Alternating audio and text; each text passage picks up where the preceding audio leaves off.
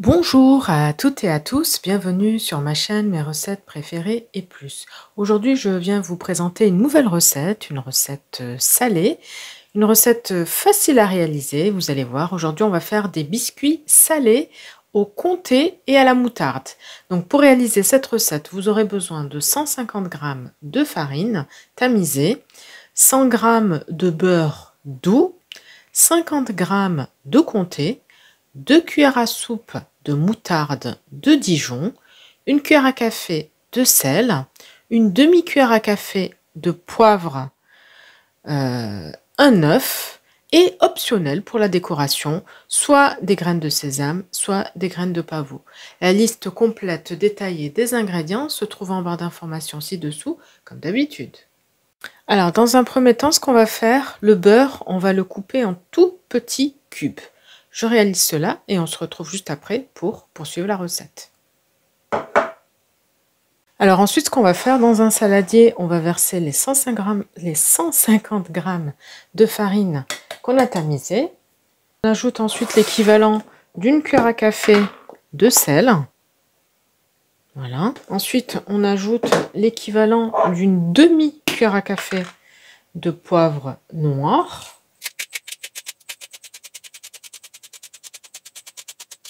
Ensuite, on ajoute donc le beurre qu'on a coupé en petits morceaux.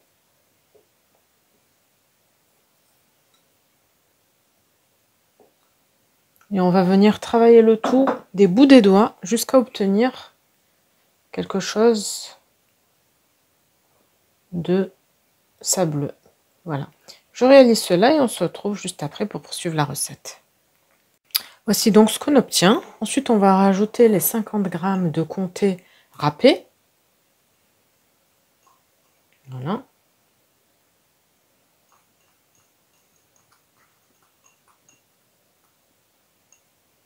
Ensuite, on vient rajouter 2 cuillères à soupe de moutarde de Dijon.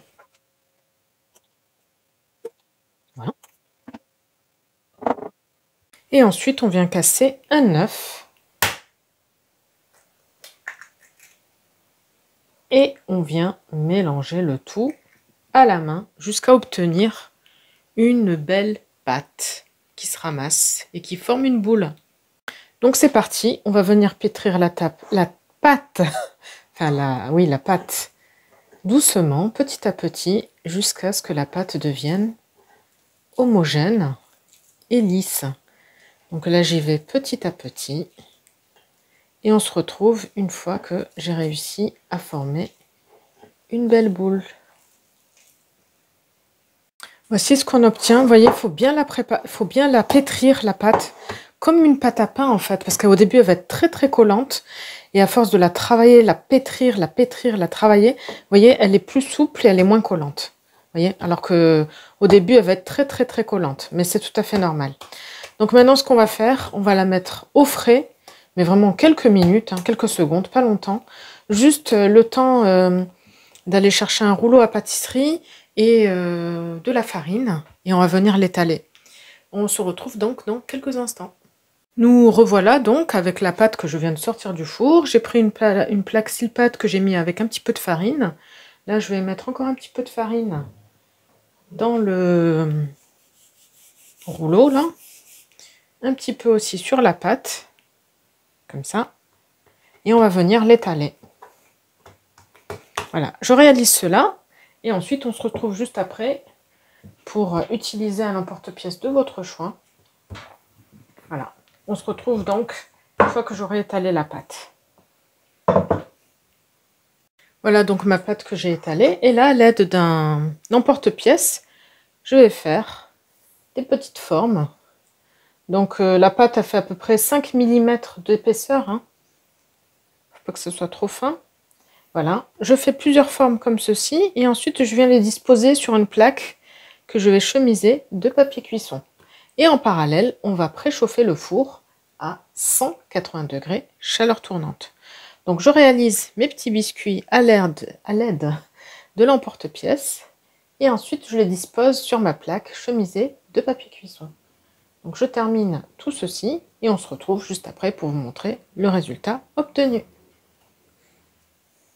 Voici donc ce qu'on obtient. Vous avez vu, j'ai pu réaliser une quarantaine de biscuits. Donc voilà, à l'aide de l'emporte-pièce, je les ai découpés et je les ai mis sur une plaque chemisée de papier cuisson. Et ensuite, je les ai décorés avec des graines de sésame et des graines de pavot. Voilà, hein, bah, écoutez, le four a fini de préchauffer à 180 degrés, chaleur tournante.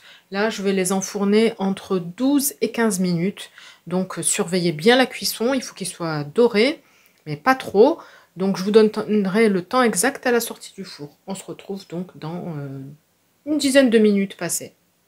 Voici donc ce qu'on obtient au bout de 15 minutes de cuisson à 180 degrés, chaleur tournante. Donc bien sûr, ceux qui étaient au-dessus sont un peu plus dorés que ceux qui étaient dessous, mais bon, ça va, ils sont bien cuits, hein. Donc on arrive au bout de cette vidéo. J'espère que la recette vous plaira. N'hésitez pas à me dire en commentaire ce que vous en pensez. Je vous souhaite une très bonne journée et je vous dis à très bientôt pour de nouvelles recettes. N'hésitez pas à vous abonner à la chaîne si ce n'est pas encore fait, à liker les recettes que vous appréciez et activer la petite cloche pour être sûr de ne pas rater les prochaines recettes. Bye bye!